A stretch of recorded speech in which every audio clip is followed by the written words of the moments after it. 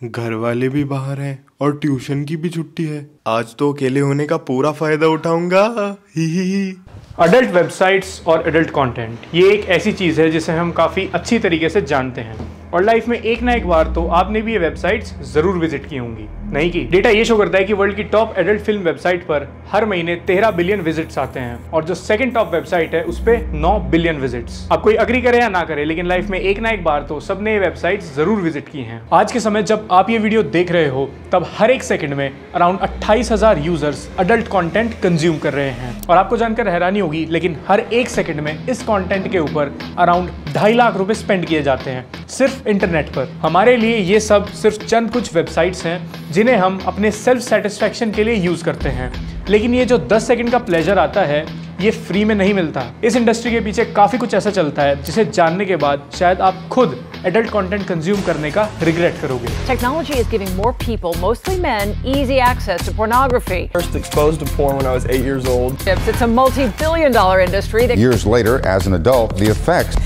Well, kids are being exposed to more sexual images can be devastating for relationships and for sexual health. than ever before, thanks to technology. आज internet पे 4 million से भी ज्यादा adult sites मिल जाएंगी जो कि पूरे internet का 12% कवर करती हैं। अब भले कॉर्नहब, फेक टैक्सी, ब्राउज़र्स या फिर जितनी भी एडल्ट साइट्स आज तक आपने सुनी होंगी, इन सब को सिर्फ एक ही कंपनी ओन करती है। यानी कि पूरी एडल्ट फिल्म इंडस्ट्री के पीछे सिर्फ एक इंसान का हाथ है जो अपनी आइडेंटिटी को भी काफी ज्यादा सीक्रेट रखना पसंद करता है। सो आज इस पूरे एम्पायर को ब्रेक डाउन करेंगे और जानेंगे ये जो 5 सेकंड का प्लेजर सबको मिलता है इसकी क्या कॉस्ट होती है, इंडस्ट्री के बैकएंड में क्या चलता है और इस कंटेंट को प्रोड्यूस करने के लिए कितने लोगों का सैक्रिफाइस है और साथ ही में आपके माइंड पर इसका क्या इंपैक्ट पड़ता है। अर्ली 2000s में जब इंटरनेट मेन स्ट्रीम नहीं हुआ करता था तब हर तरीके के कंटेंट को देखने के लिए लोग सीडीज या डीवीडीज का यूज किया करते थे। अब चाहे वो मूवीज, टीवी शोज या फिर एडल्ट कंटेंट ही क्यों ना हो, उस वक्त एडल्ट फिल्म डिस्ट्रीब्यूशन में एक कंपनी टॉप पर थी जो डीवीडीज के थ्रू इस कंटेंट को सेल किया करती थी। वो थी विविड एंटरटेनमेंट, जिनका ईयरली रेवेन्यू उस समय पे $100 मिलियन का था। लेकिन फिर year by year internet main stream होने लगा और यूट्यूब और विमियो जैसे वीडियो शेयरिंग प्लेटफॉर्म्स भी लॉन्च हो गए।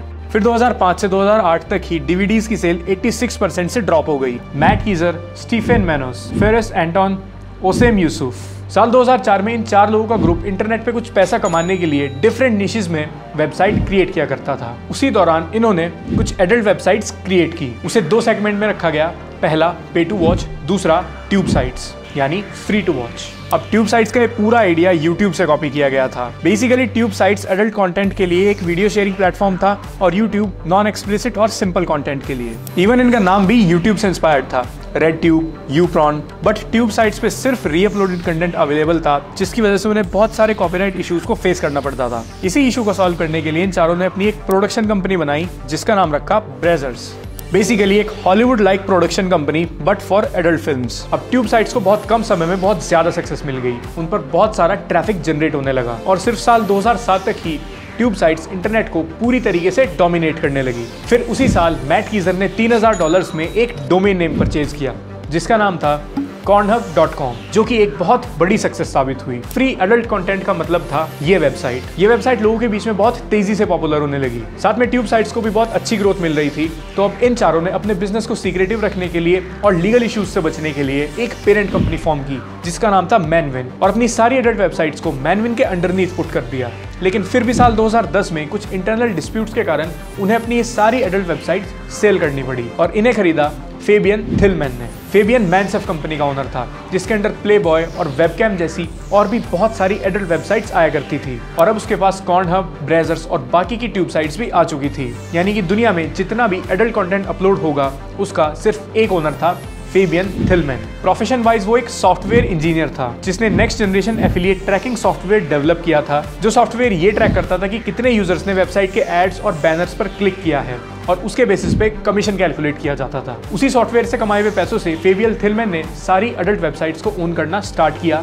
2006 में उसने प्लेबॉय के राइट्स खरीदे और फिर 2010 में कॉर्नहब और बाकी ट्यूब साइट्स को एक्वायर किया। फेबियन एक सर्च इंजन ऑप्टिमाइजेशन एक्सपर्ट भी था, तो अब उसकी ओनरशिप में Pornhub और भी तेजी से ग्रो करने लगी, क्योंकि उसे पता था कि उसे अपनी वेबसाइट को टॉप सर्चेस में कैसे लाना है। तो अब Pornhub को ग्रो करने के लिए थिलमैन को फंडिंग की जरूरत थी, तो उसने $350 मिलियन की फंडिंग उठाई और उसमें मेजर इन्वेस्टर्स थे JP Morgan Chase, Cornell university. फिर 2012 में फेबियन ने मैनविन और मैनसेफ इन दोनों कंपनीज को मर्ज कर दिया और एक कंपनी बनाई माइंडगीक के नाम से। अब जितनी भी एडल्ट वेबसाइट्स हो या उनका प्रोडक्शन हो, वो सब एक कंपनी के हाथ में था जिसका नाम था माइंडगीक। लेकिन ये कंपनी सीक्रेटली सारे एडल्ट कंटेंट को ओन किया करती थी।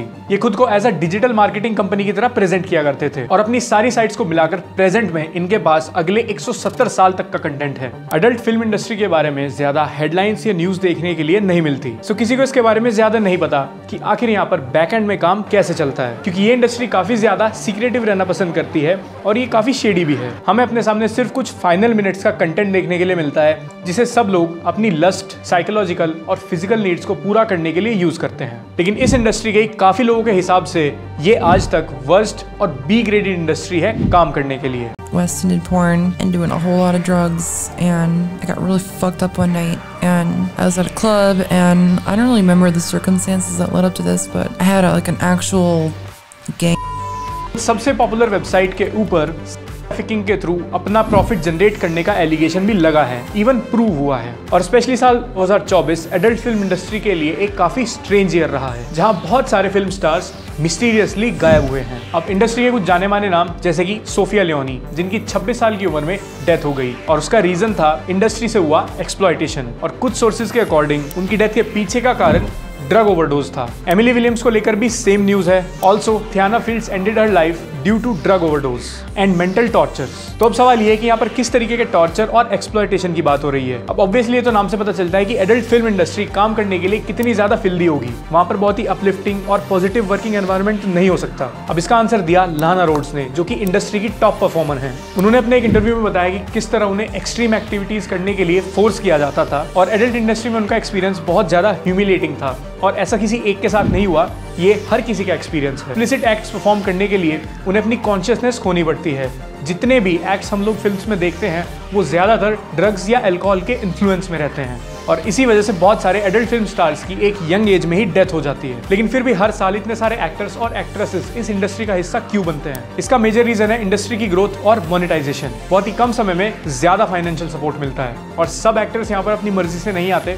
मेजॉरिटी लोगों को यहाँ पर फोर्सफुली ट्रिक करके एंटर कराया जाता है, यानी उनसे एक्चुअल काम के बारे में डिस्क्लोज नहीं किया जाता। एक adult website girls do porn के ओनर मैथ्यू इजेक और माइकल प्रैट को 14 साल के लिए प्रिजन में भेजा गया, क्योंकि ये लोग इंटरनेट पर क्लोथिंग मॉडलिंग जॉब्स का एडवर्टीजमेंट चलाया करते थे, और इन्हीं एड्स के थ्रू गर्ल्स को हायर करने के बाद उन्हें एडल्ट फिल्म्स में काम करने के लिए फोर्स किया जाता था। इन्होंने इवन कुछ रिप्रेजेंटेटिव गर्ल्स को भी हायर कर रखा था, जो एड्स के थ्रू आई मॉडल्स को कन्विंस करने का काम किया करती थी कि ये जो फिल्म शूट हो रही हैं इन्हें कहीं पर भी डिस्ट्रीब्यूट या फिर अपलोड नहीं किया जाएगा। लेकिन फिर ऐसा नहीं होता था। इन वीडियोस को पूरे इंटरनेट पर डिस्ट्रीब्यूट किया जाता था, और इन लोगों ने 100 वीडियोस के थ्रू $17 मिलियन का प्रॉफिट भी जनरेट किया था। फिर कुछ विक्टिम सामने आए, इन पर एक केस फाइल किया गया और इन दोनों ओनर्स को 14 साल की सजा हुई। एक वुमेन जिसके वीडियो पर 300 मिलियन से ज्यादा व्यूज थे, उसने कहा that ad seemed harmless but it wrecked my life. I was robbed of my privacy, my dignity and peace of mind. I was once viewed as a beautiful, fun-loving, strong woman and a daughter my parents were proud of, but Mr. Wolf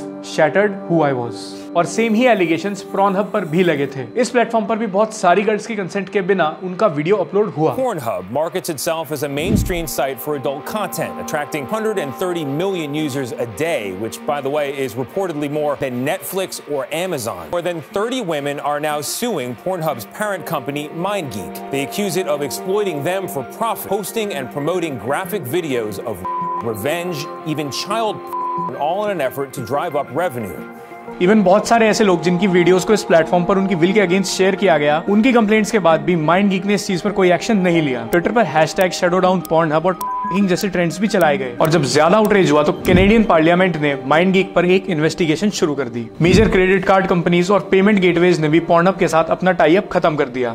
NSOAC ने Pornhub की parent company माइंडगीक को ऐसे 1 crore videos को remove करने के लिए force किया। ये सारे वही वीडियोस थे जो नॉन कंसेंशुअली अपलोड किए गए थे, या फिर इनका लिंक कहीं ना कहीं ट्रैकिंग से था। फिर फाइनली कैनेडियन पार्लियामेंट कमेटी ने भी Pornhub के अगेंस्ट एक एक्शन लिया और एक रिपोर्ट रिलीज की, जिसमें उन्होंने पॉर्नहब को ऐसा कंटेंट प्रमोट करने के लिए एक्यूज किया जिसमें फोर्सफुल एक्ट्स इन्वॉल्व थे और फ्यूचर में एज, कंसेंट वेरीफाई करना, प्रॉपर ऑब्लिगेशंस लगाने का भी ऑर्डर दिया गया। साथ में प्रॉपर ऑडिट करने के लिए भी कहा गया। पॉर्नहब पर ऑलमोस्ट हर साल 4 मिलियन फोटोज और वीडियोस अपलोड होते हैं और इतने सारे कंटेंट को माइंड के कुछ एम्प्लॉयज मैनुअली ऑडिट किया करते थे। अडल्ट कंटेंट बहुत बड़े नंबर्स में अवेलेबल है और होगा भी क्यों नहीं, क्योंकि इसे कंज्यूम करने वालों का नंबर बहुत ज्यादा हाई है। इनफैक्ट टॉप 3 वेबसाइट्स पर हर मिनट 1,35,000 नए व्यूज ऐड होते हैं और आज के समय में हर किसी के पास बहुत अर्ली एज में इंटरनेट एक्सेस आ जाता है। समय से पहले पर्सनल फोन और इंटरनेट मिलना एक प्रॉब्लम की जड़ बनता है, जो है कॉर्न एडिक्शन। इस कंटेंट को कंज्यूम करने की स्टार्टिंग एज 11 से 13 साल हो चुकी है और 16 से 22 साल के एज ग्रुप में ये कंटेंट सबसे ज्यादा कंज्यूम किया जाता है। समय से पहले एडल्ट कंटेंट कंज्यूम कर लेना बहुत ज्यादा खतरनाक होता है, क्योंकि एक सर्टेन एज तक आपके अंदर इमोशनल और बायोलॉजिकल डेवलपमेंट नहीं होता।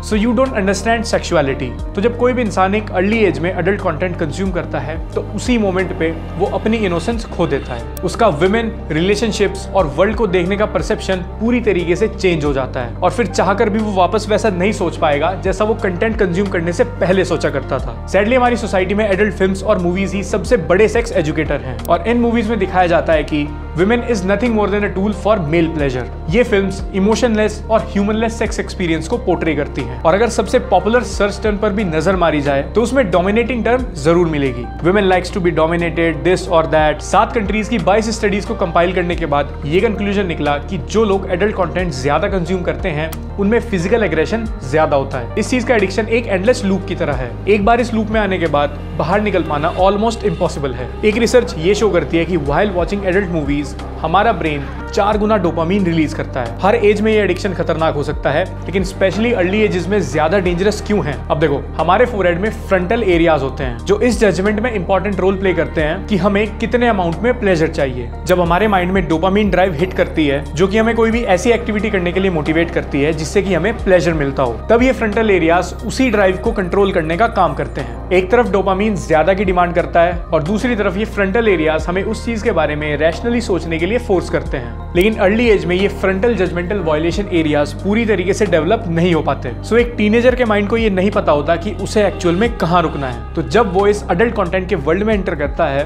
तो उसके बाद में उसकी डिमांड बढ़ती चली जाती है और फिर ये चीज उसके फ्यूचर रिलेशनशिप्स को भी अफेक्ट करती है। रियल लाइफ में भी इंसान उन्हीं चीजों को फैंटेसाइज करने लगता है जो कि वो उन फिल्म्स में देखता है। कहना काफी आसान है, लेकिन इस एडिक्शन पर कंट्रोल पाना काफी मुश्किल होता है।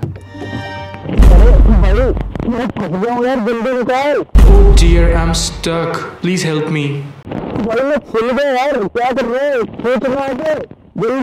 Oh God, it's itching. Please pull me out. I heard your pull-out game is really good. So, आज की इस वीडियो में इतना ही। मेरे सोशल मीडिया हैंडल्स का लिंक आपको डिस्क्रिप्शन में मिल जाएगा। Also check out our vlog channel. बाकी मिलेंगे अगले वीडियो में। बाय।